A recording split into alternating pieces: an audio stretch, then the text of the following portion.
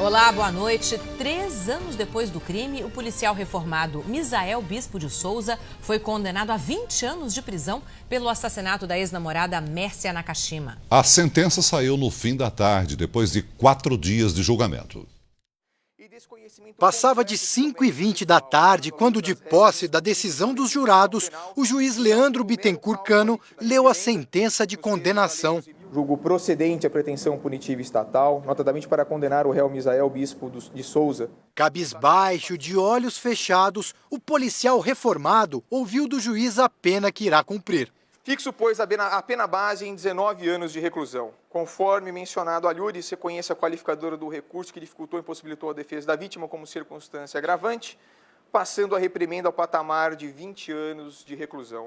A defesa de Misael classificou de exagerada a pena estipulada pela Justiça. Eu achei a condenação errada. A pena eu achei elevada também, porque ele é réu primário e tem que partir de 12 anos. O promotor rebateu os advogados. Acabou ficando em 20, mas o doutor Leandro, coerente como sempre, não se deixou levar também por eventuais influências externas, enfim. A pena estipulada pela Justiça não agradou a família de Mércia Nakashima. Dona Janete, dá uma palavrinha, dona Janete, dá uma palavrinha. Pouco depois das 6 da tarde, Misael foi levado de volta ao presídio.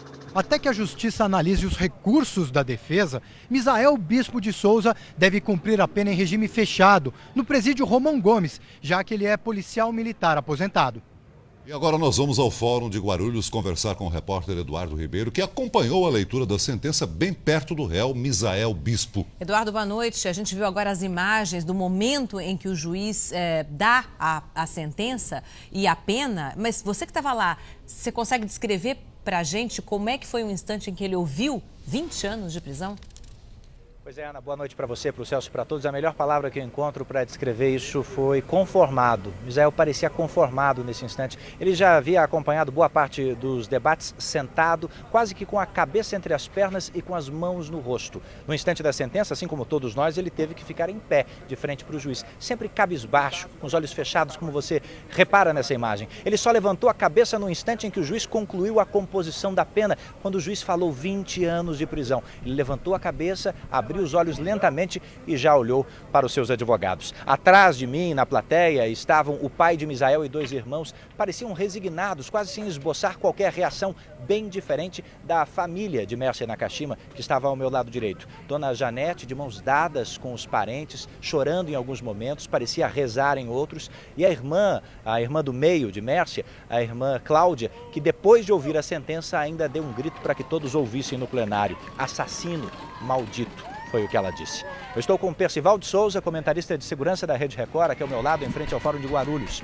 Percival, o juiz Leandro Cano parece ter inovado na composição da sentença. 20 anos de prisão, homicídio triplamente qualificado, mas ele aumentou em 1 ano de cadeia para Misael pelo fato de ele ter mentido, quando podia ter ficado apenas em silêncio. O que você achou desta inovação e como ela pode ser encarada num recurso no Tribunal de Justiça? Sem dúvida foi uma inovação, porque o juiz, ao fazer a dosimetria da pena, ou seja, graduar a pena à medida que os jurados iam respondendo às perguntas, os quesitos formulados, o juiz procurou traçar um perfil de Misael como alguém que mentiu, procurou fraudar, procurou enganar o próprio juiz, os jurados e o promotor. Então ele traçou um quadro segundo o qual Misael é portador de altíssima periculosidade. E ele fez isso, Eduardo, porque ele já foi juiz de execuções penais. Ele sabe que o juiz que acompanha o cumprimento da pena precisa de informações exatamente para estabelecer critérios para a progressão, por exemplo, para um regime semiaberto. No caso, ele procurou deixar que ele é perigoso e não merece nenhuma condescendência. Na classificação do juiz Leandro Cano, é bom que se diga, Misael é covarde, frio, perigoso e absolutamente irresponsável. Aqui conosco também, no Fórum de Guarulhos, está o irmão de Mércia Nakashima, Márcio Nakashima, o irmão mais velho de Mércia, que muito gentilmente aceitou ficar até agora para conversar ao vivo com o telespectador do Jornal da Record. Essa classificação, essa adjetivação que o juiz utilizou para falar do assassino da sua irmã, tocou de que maneira você que estava ali na plenária também junto com a gente? Bom, nós Isso só reflete tudo que o Misael é, tudo que a gente víamos falando desde o início. E a justiça aconteceu, graças a Deus os jurados foram convencidos pela promotoria, pelo assistente de acusação, e o importante é que ele está condenado. Márcio, é claro que agora vem um recurso. Os advogados já apelaram, já disseram que vão entrar com recurso, pelo menos para tentar reduzir este 1 ano dado a mais pelo juiz, porque no Brasil perjúrio não é crime. O réu pode se omitir, pode ficar em silêncio e também pode mentir. Que recado você acha que o juiz quis dar com esse ano a mais de cadeia para Misael? Eu acredito que ele quis mostrar para a sociedade que a legislação precisa ser mudada. Ele quis deixar claro que para o magistrado não adianta condenar que essa legislação retrógrada é uma legislação defasada, e porque sempre vai ficar esse sentimento de impunidade. Então eu acredito que ele quis deixar um recado para toda a sociedade brasileira. Ana Paula Padrão tem uma pergunta para você nesse instante, Ana. Márcio, boa noite. Muito obrigada pela presença aqui no Jornal da Record. Eu queria que... Bom, nós tivemos 2 julgamentos de 2 crimes contra a mulher no mesmo mês. E justamente o mês em que se comemora o Dia Internacional da Mulher. Você acha que foi feita a justiça? É suficiente? Que recado fica para a sociedade? Você é irmão de uma moça inocente que foi assassinada porque... o ex-namorado não suportava o fim do relacionamento, é basicamente isso, né? Quando a gente passa por um julgamento como esse, o que fica para você? Boa noite, Ana. Bom, enfim, eu sempre critiquei a legislação, acho que a pena é muito branda. Eu acho que foram dois julgamentos e os 2 julgamentos as famílias saem insatisfeitas. É claro que para a gente pena nenhuma vai nos trazer os nossos entes queridos de volta, pena nenhuma nunca será o suficiente para reparar o dano, mas a gente espera que tudo isso, num breve, curto prazo de tempo, mude. Obrigado, Márcio. O Márcio estava me contando que já está com o estatuto pronto para criar um instituto com o nome de Mércia. Vai haver um instituto chamado Mércia Nakashima, portanto, justamente em defesa da mulher e contra a violência contra a mulher, não é? Bom, antes dos jurados chegarem à sentença, e nós tivemos acesso com exclusividade à composição da sentença, na materialidade em que os jurados reconhecem a morte de Mércia, foi 4-0, unânime. Na autoria de Misael, 4-0, unânime também. Antes disso, houve um longo debate de 4 horas. Você vai ver agora conosco os principais momentos desse debate. Eram quase 10 da manhã quando o plenário do júri se transformou em arena, numa batalha de argumentos e ironias. O senhor não está aguentando meia volta na porca. Não estou aguentando nada. O senhor não está aguentando meia volta. Parabéns, doutor. Entendeu? O senhor é meu ídolo. Tá bom assim? Não. Eu sou ídolo da minha filha que está presente. Parabéns. Dela eu sou ídolo. Entendeu? Dela eu sou porque ela é digna. Ótimo. Ela é digna, tá? Eu não. Nem sempre todos são. Eu não, né?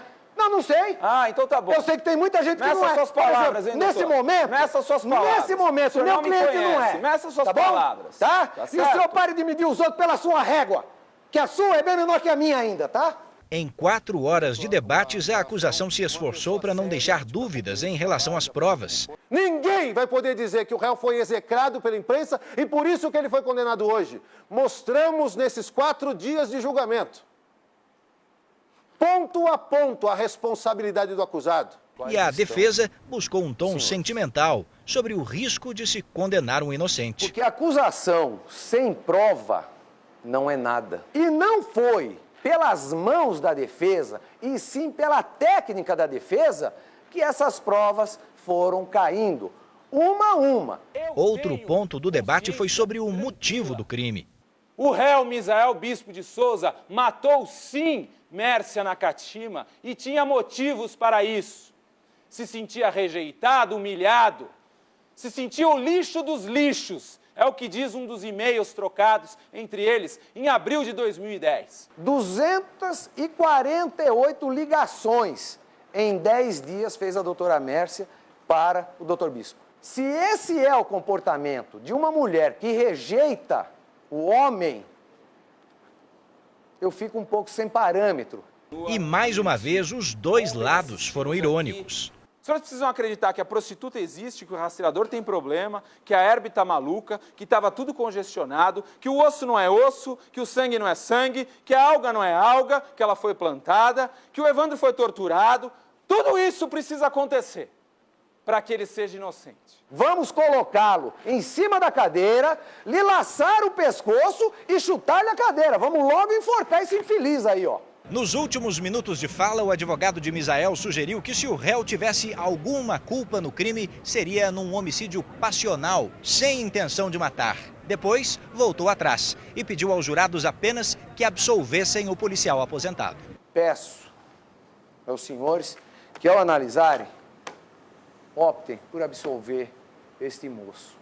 O promotor abriu mão de um novo turno de debates e o juiz iniciou a votação mais cedo. Então, a partir de agora, nós vamos nos reunir na sala secreta e assim que dado o veredito, retornaremos à sentença. E a sentença é essa que todos nós conhecemos agora, não, Percival? E pela condenação, Misael Bispo de Souza, que completou semana passada 43 anos, só terá direito a um regime semiaberto quando completar 50 anos de idade, isso lá por 2020. Claro, se a condenação for mantida, qual é o desafio dos advogados no recurso agora? O desafio é romper o que o juiz expressou claramente na sentença. Ele traçou o perfil de Misael como um homem perigoso, dissimulado, um verdadeiro ator. Então, nesse sentido, fica um recado para a execução penal. Ou seja, o cálculo sobre qualquer eventual benefício para Misael não se poderá basear apenas em cálculos aritméticos, mas sim com a personalidade do réu. Obrigado, Percival. Ana, Celso. Muito obrigado aos dois. E, bom, falamos sobre crime contra a mulher, vamos falar agora de um crime contra toda a sociedade. A perícia nos dedos de silicone usados para fraudar o registro de presença em Ferraz de Vasconcelos, na Grande São Paulo, concluiu que todos os envolvidos no esquema são médicos. O resultado da perícia nos 6 dedos de silicone apreendidos pela polícia aponta que as digitais são de médicos que trabalham no SAMU.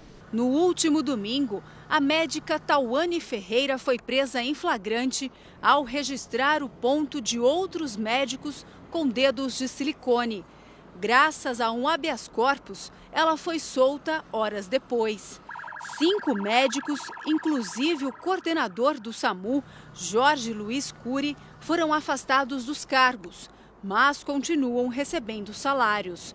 O coordenador aparece nessas imagens fraudando o ponto. Ele é suspeito de liderar o esquema. Os médicos repassavam R$ 4.800 todos os meses para Jorge Cury. Em troca, tinham privilégios e garantia de emprego. O delegado que investiga o caso disse que quem confeccionou os dedos de silicone foi um médico que trabalha no SAMU. Todas as pessoas envolvidas na fraude vão responder por formação de quadrilha, estelionato e peculato, que é o crime contra o patrimônio público.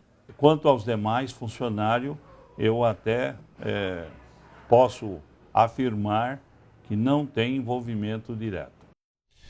A polícia decidiu intensificar as operações na zona norte do Rio de Janeiro depois de ter apreendido um vídeo gravado por traficantes. Nele, os bandidos se exibem com armas e fazem ameaças aos policiais. Uma declaração de guerra.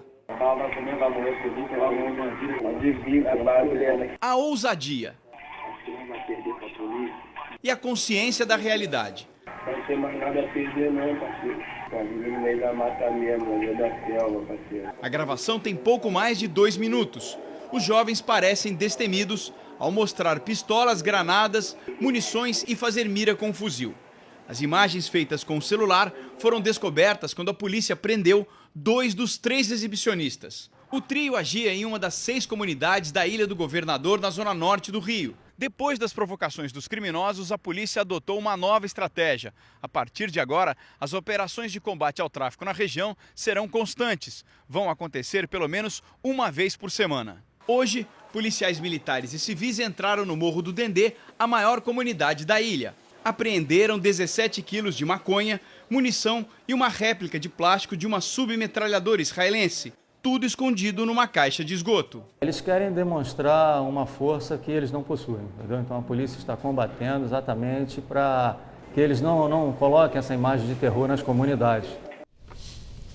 E olha que história, um recém-nascido não consegue vaga na UTI da maior maternidade de Goiás. Aí ele é levado ao pronto-socorro, mas morre durante uma cirurgia. A situação é crítica na UTI do hospital, onde todos os dias, de 10 a 20 bebês, não conseguem atendimento.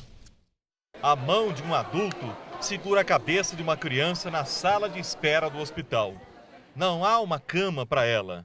O maior hospital para mães e bebês de Goiás está superlotado. Nós estamos atendendo um número muito maior do que a nossa capacidade e chegou um momento que falta equipamentos, falta pessoal. E a situação piora se o paciente precisa de UTI.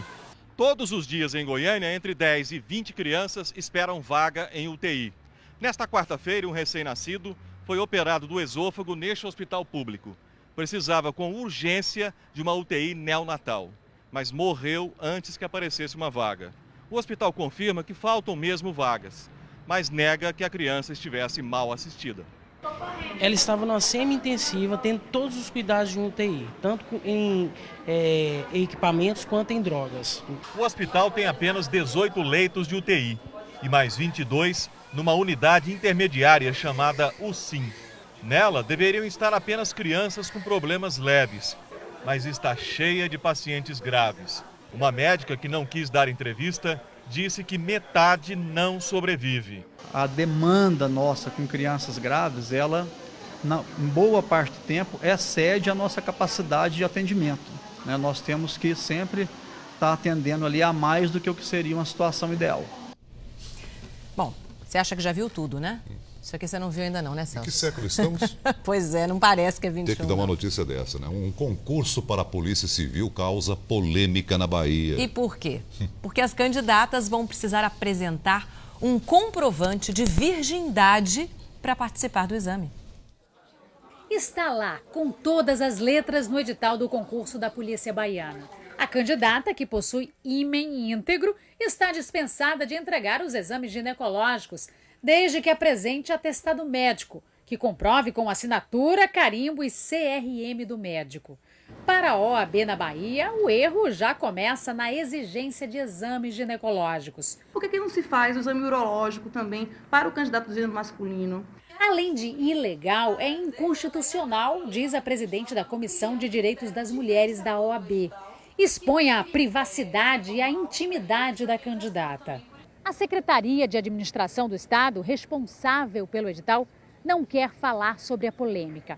Informou através de nota que todos os itens foram elaborados pela empresa contratada para organizar o concurso da Universidade de Brasília. Disse também ser padrão e muito comum em concursos públicos exigir exames complementares no caso de candidatas. E provar se é virgem ou não é só uma alternativa para quem não quiser fazer os exames. Só depois de fazer a inscrição, Vanessa descobriu a exigência. Pensou até em desistir. O que é que eles buscam em saber se a mulher ainda tem seu ímen íntegro ou não? Isso é irrelevante para a profissão. Da minha vida íntima não interessa a ninguém, só a mim. Agora há pouco, o governador da Bahia, Jacques Wagner, postou em uma rede social que voltou atrás e mandou retirar do edital qualquer item que possa causar constrangimento às mulheres. Mais do que constrangimento, é uma falta de respeito isso, né?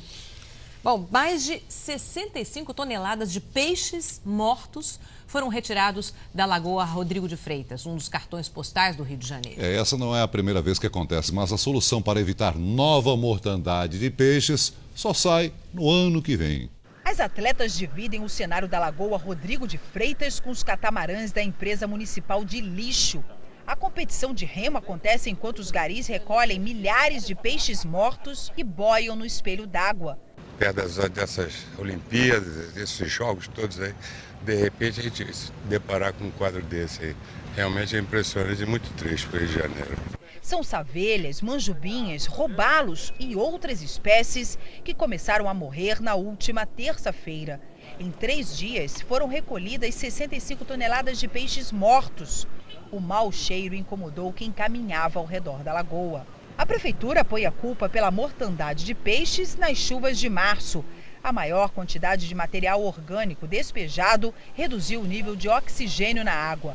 Segundo especialistas, o canal projetado na década de 20 para renovar a água entre o mar e a lagoa se tornou inadequado.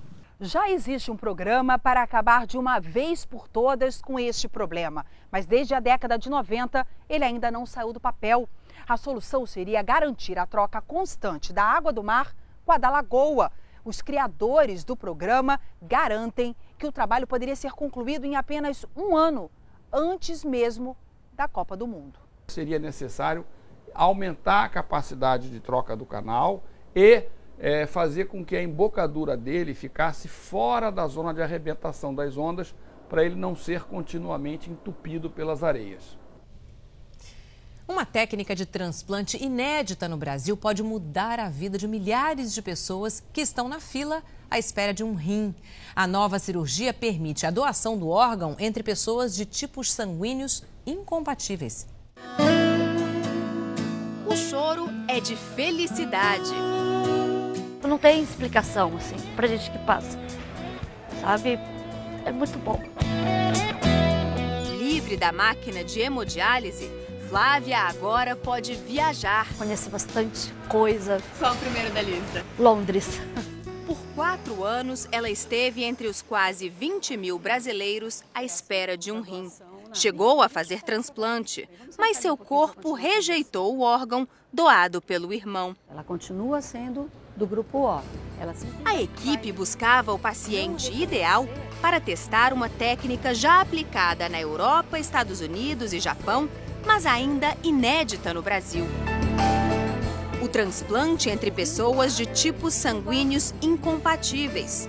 Uma operação possível graças a essa novidade. Esta é a máquina que pode reduzir e muito a espera por um rim no Brasil. O sangue do paciente entra e o equipamento retira os anticorpos. São eles os responsáveis por rejeitar um novo órgão. Na prática, o que ela faz é aumentar em 30% a chance de encontrar um doador para quem espera na fila. Flávia recebeu um rim da mãe. A gente faz só com amor. Não tem, assim, sabe, não tem outra motivação melhor no mundo do que essa. Os médicos esperaram 3 meses. Agora podem afirmar: o primeiro transplante de rim entre tipos sanguíneos incompatíveis no Brasil foi um sucesso. Não tivemos rejeição, nós não tivemos infecção, nós não tivemos nenhum problema. A função renal agora é perfeita e as duas estão muito bem. Na hora que você transplanta um paciente com um doador da família, você está resolvendo não só o problema dessa pessoa, desse receptor, mas você também está permitindo que a fila diminua. A nova cirurgia é 30% mais cara que a comum, mas o valor é recuperado na economia em sessões de hemodiálise. Vantagem para o Sistema Único de Saúde, que é quem paga pela operação. Outros 29 pacientes serão transplantados dentro da pesquisa. Os resultados servirão de base para o Ministério da Saúde decidir se vai adotar a nova técnica em todo o SUS. O desfecho da história do cantor americano que procura a mãe biológica, uma brasileira, e as consequências de um atropelamento que revoltou o Brasil esta semana. Destaques do próximo Domingo Espetacular. Olá! Nossos repórteres reconstituem o episódio do jovem que teve o braço amputado. Como explicar a atitude do motorista que, depois do atropelamento, jogou o braço do rapaz num córrego? Por que os jovens bebem tanto antes e durante as baladas? Lições de solidariedade no drama do pedreiro Damião. Ele perdeu na enchente todo o dinheiro que juntou para deixar São Paulo e voltar ao Nordeste. Nossa equipe desembarca na cidade natal dele, onde tem até campanha para ajudá-lo a realizar o sonho. Por onde andam as mulheres que fizeram sucesso com a fofa do corpo? Saiba por que a mulher melão largou o apartamento de luxo e voltou para o subúrbio. A viagem do cantor que tenta reencontrar a mãe. She hears my voice. Ele foi adotado por uma família americana e usou a música para localizar a mãe biológica, que é brasileira. Agora, David está prestes a realizar o sonho. Oi, Brasil. Estou chegando. É no Domingo Espetacular, depois do programa do Gugu. A gente se vê. Em Matozinhos, região metropolitana de Belo Horizonte, as crianças enfrentam um sol quente e vão à escola, sabe de quê? De carroça. Pois é, Celso. A carona foi improvisada por quê? O prefeito decidiu retirar os ônibus escolares de circulação. A tarefa mais difícil não está na lição de casa. De ir para a escola, porque não tem ônibus para a gente ir. Na falta do transporte escolar, o carroceiro resolveu ajudar. 3 vezes por dia, ele deixa o trabalho de catador de recicláveis para levar crianças à escola. De onde que veio essa ideia, Anderson, de ajudar o pessoal? Veio da minha mente mesmo. Eu levo meus meninos e custa eu levar mais um a mais ou 3. Na primeira parada, sobem 4 crianças. A maratona continua na casa da dona Célia. Os alunos já estão à espera e, aos poucos, se acomodam no espaço apertado da carroça. É assim desde o início do ano letivo. Na nossa área aqui não está tendo transporte. O caminho parece cansativo. Pelo menos 40 estudantes entre crianças e adolescentes, gente bem pequena como o Anderson, que tem apenas 4 anos de idade, dependem todos os dias da carroça para ir para a escola. O problema é que esse trajeto é longo, são pelo menos 20 minutos embaixo do sol forte e muitas vezes da chuva. O prefeito justifica o corte e afirma que o transporte para estas crianças não será retomado. A lei federal diz que até 2.000 metros, 2 quilômetros, é normal. Não é o poder público que vai substituir o pai e a mãe. O caminho tem mais de 1 quilômetro e na chegada à escola... Tá cansado? Muito! Para o carroceiro de boa vontade, o trabalho voluntário acabou. Agora é ir trabalhar. Embora saiba que amanhã tem mais. Que país esse nosso, hein? No primeiro dia depois de ser eleito, o Papa Francisco quebrou o protocolo, de novo, né? E segundo os cardeais brasileiros, mostrou muito bom humor ao comemorar a escolha para o novo cargo. O primeiro compromisso do Papa Francisco não foi oficial. Por vontade própria, ele visitou uma das catedrais de Roma e quebrou o protocolo ao dispensar o trono e o crucifixo de ouro. Depois, retornou à Capela Sistina para uma celebração com os cardeais que o elegeram Papa. Entre eles, os religiosos brasileiros, que revelaram o bom humor de Francisco durante um brinde com champanhe no jantar de ontem à noite. Que Deus lhes perdone. Que Deus lhes perdone. Foi isso mesmo. Deus os perdoe, né, por terem o escolhido, né, claro. Dom Odilo Scherer, um dos preferidos na eleição, disse que houve grande consenso na escolha do argentino. Segundo os cardeais, a rivalidade com os vizinhos fica só no futebol. Entre o Maradona e o Pelé, não é isso? No campo religioso, evidentemente que não há essa disputa. Fim de tarde desta quinta-feira aqui no Vaticano, não faz 24 horas que o novo Papa foi eleito. Mas quem estiver passeando por aqui já pode levar para casa uma lembrança do Papa Francisco. A primeira cerimônia pública do Papa foi marcada para a próxima terça-feira, dia 19. Vários chefes de Estado já confirmaram presença, entre eles as presidentes da Argentina e do Brasil. E o Brasil conseguiu reduzir muito a pobreza extrema na última década, mas ainda continua bem atrás do ranking do Índice de Desenvolvimento Humano, o IDH, que mede a qualidade de vida dos países. Pois é, esse índice foi divulgado hoje e não agradou nada ao governo.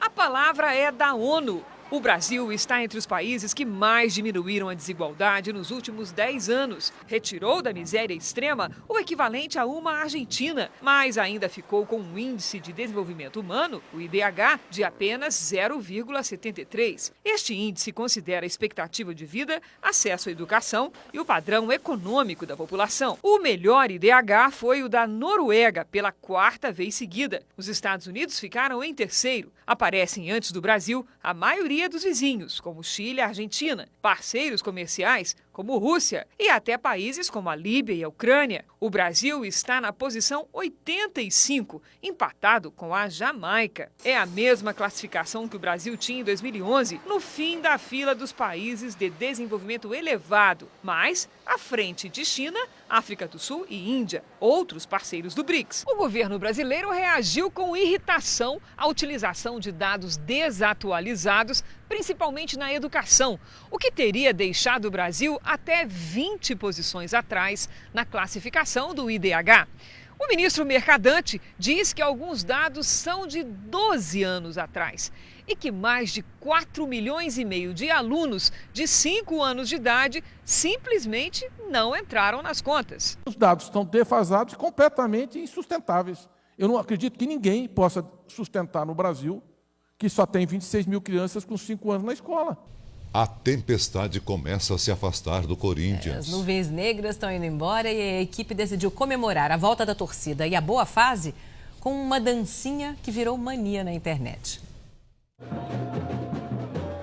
Para eles era como se fosse a partida de estreia na Libertadores. E de fato foi a primeira vez que a torcida campeã pôde lotar o Pacaembu e empurrar o time na competição continental. Corinthians sem a Fiel não é a mesma coisa. Os jogadores sentem, a gente sente falta. Com esse discurso, a torcida invadiu o Pacaembu e dentro do campo os jogadores retribuíram o carinho com gols. 3-0 para impor respeito. Festa do torcedor que voltou ao estádio e festa também dos jogadores. Depois da vitória sobre o Tijuana, o site oficial do Corinthians divulgou um vídeo onde os atletas corintianos se rendem ao Harlem Shake, o hit do momento na internet. Harlem Shake comandado por Emerson Sheik. E assim o Corinthians se torna o primeiro time do Brasil a ter uma versão dessa estranha dança.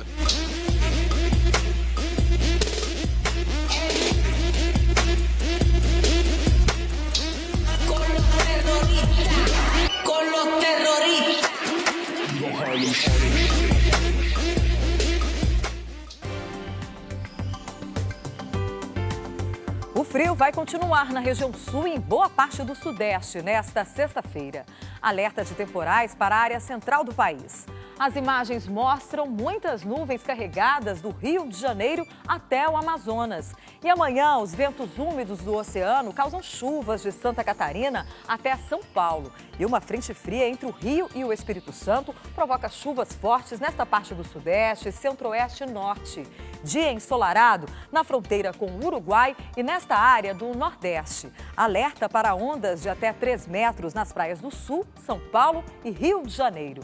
Madrugada bem gelada na Serra Catarinense, mínima de apenas 7 graus em Urubici. São Paulo tem chuva e alguns períodos com sol e a máxima é de 24 graus. Em Curitiba, dia mais gelado, máxima de 21. Um acidente grave durante a apresentação de um circo em Moscou, na Rússia. Um acrobata saltou de uma altura de 26 metros e a rede, que deveria segurá-lo, arrebentou. Ele caiu no chão, como você viu aí, foi socorrido pelos colegas. Segundo a direção do circo, a rede havia sido testada. Olha de novo a imagem para você. Antes da apresentação. Segundo o circo, teria havido esse teste, mas o artista, que é queniano, acabou fraturando uma vértebra. Está internado neste momento.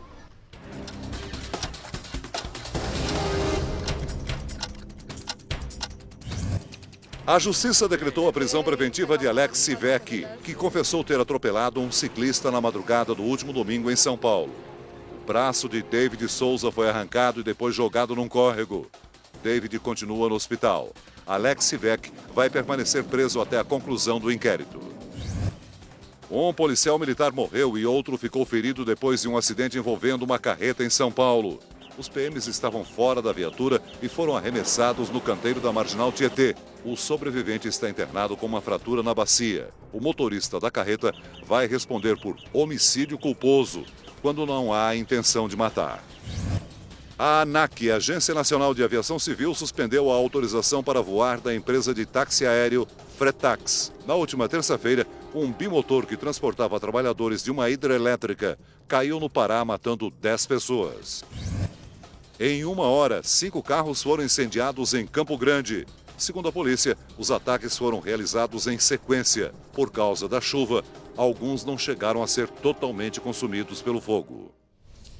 A reportagem de hoje da série Guerra ao Contrabando mostra o que acontece com os carros dos criminosos quando são apreendidos pela justiça. Você vai conhecer também a ação dos contrabandistas na Ponte da Amizade que liga o Brasil ao Paraguai. A reportagem é de Luiz Gustavo.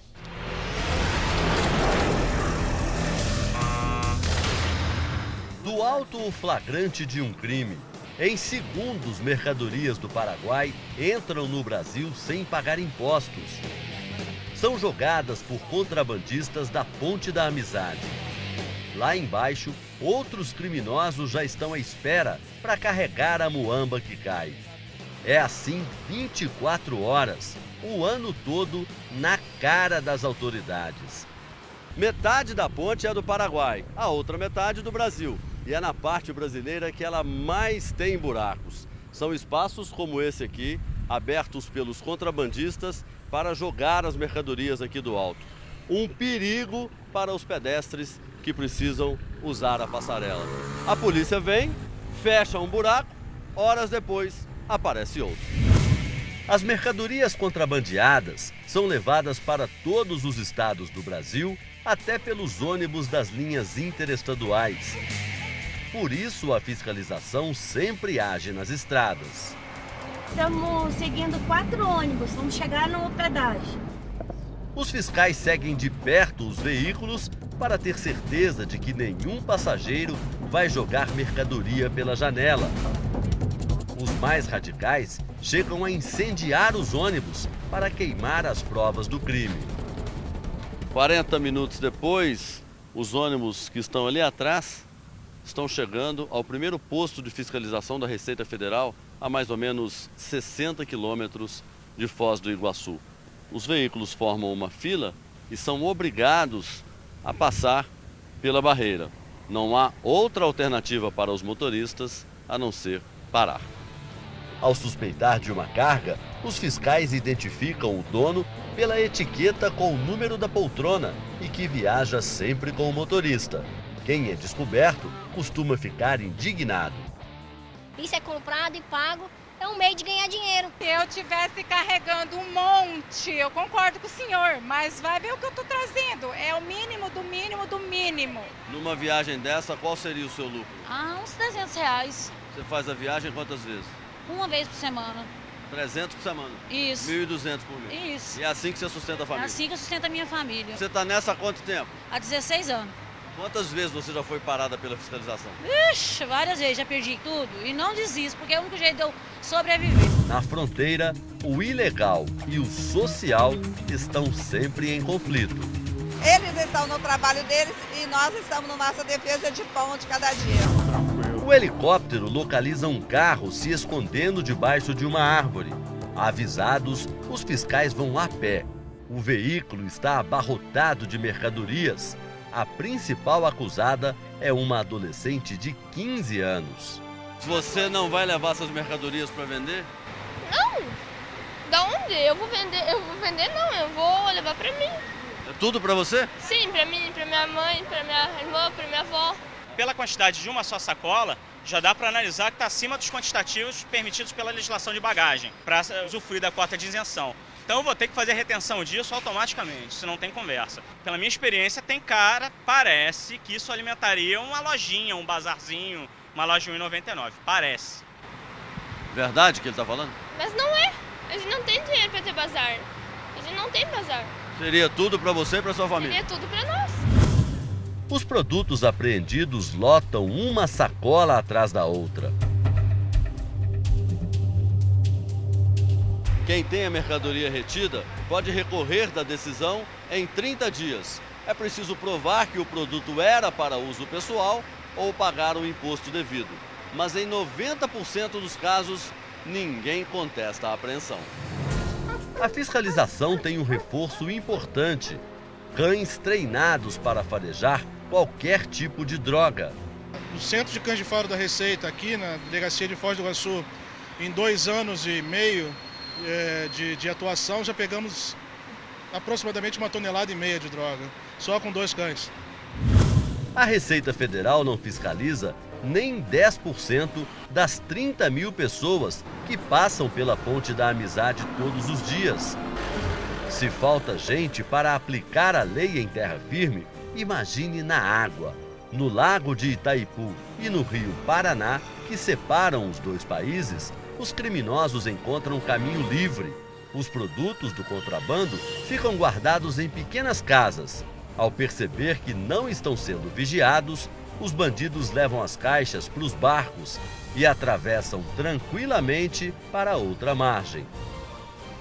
Esta trilha, aberta no meio de uma reserva ambiental, leva a um porto clandestino.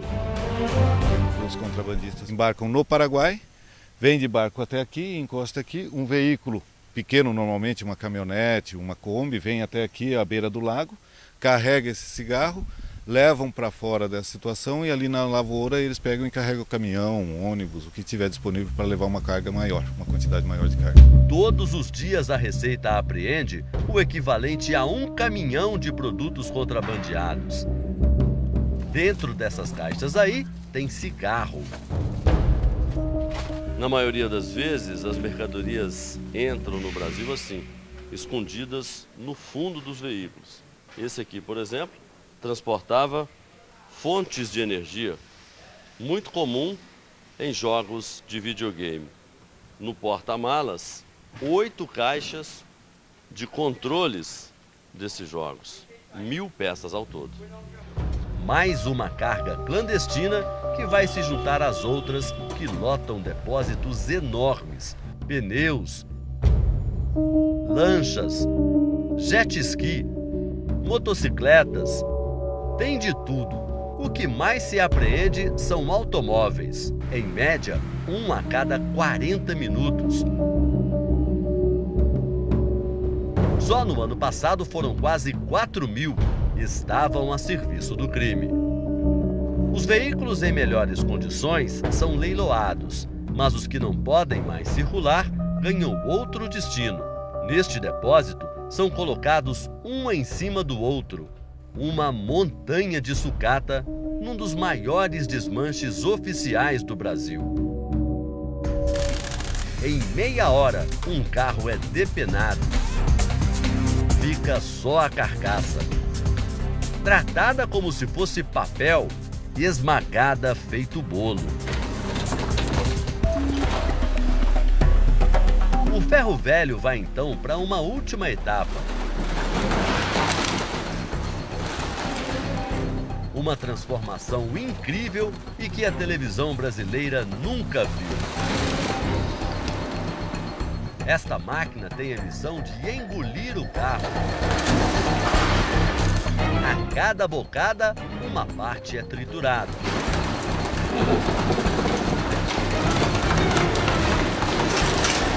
A lataria é prensada e compactada. Sai como se fosse uma caixa, um pacote com mais ou menos 1 metro de altura. Nesse gigantesco cemitério de veículos, todos são iguais. Não importa o modelo ou o ano de fabricação, o preço do material compactado é o mesmo, 10 centavos o quilo. Carrões que um dia custaram 50, 100 mil reais, chegam ao fim da linha valendo no máximo 60 reais.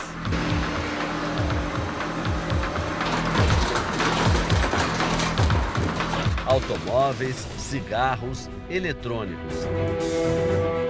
Lideram a lista dos produtos mais apreendidos e inutilizados.